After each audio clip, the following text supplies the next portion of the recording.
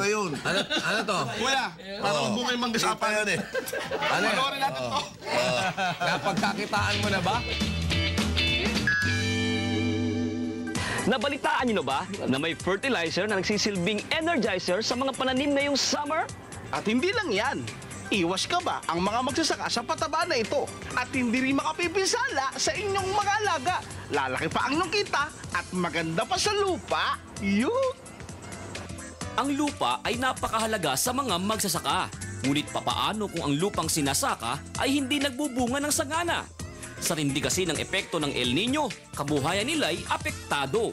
Huwag mag-alala, narito na ang bida, ang pataba na magbibigay pag-asa sa ating mga magsasaka. Kung nilagyan natin ng organic fertilizer, ang tendency nun yung produkto natin malakas at malusog na hindi halos matumba ng bagyo o yung ulan.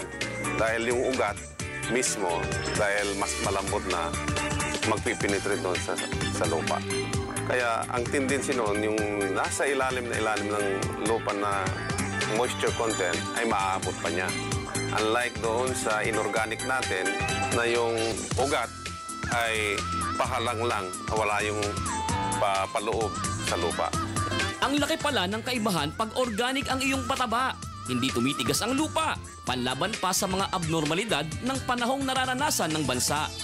Palay mo'y hindi hahapay-hapay. Ilang bagyo man ang dumaan, nananatiling nakabaon. Ano man ang pagsubok ng panahon. Kaya naman si Mang Napoleon, abay hindi nagkatubiling pumaroon sa dulong hilaga ng Luzon. Kasi itong ating product ay organic siya, natural yung mga sangkap niya. Natural yung mga growth hormones niya. Sa lasa, mas maganda ang lasa.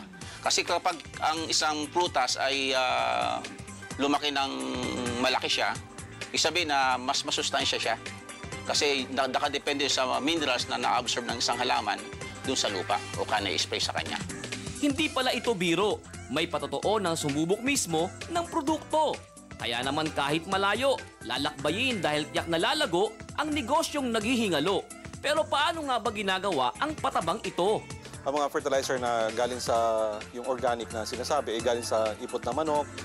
Hindi po ito galing sa halaman mismo na kumaga pwede natin masabi na okay sa mga tao. Kasi itong produkto na to, pwede mainom ng tao dahil galing sa prutas. Ang ginawa po namin, yung berries, pinatuyo siya na maging solid, maging crispy.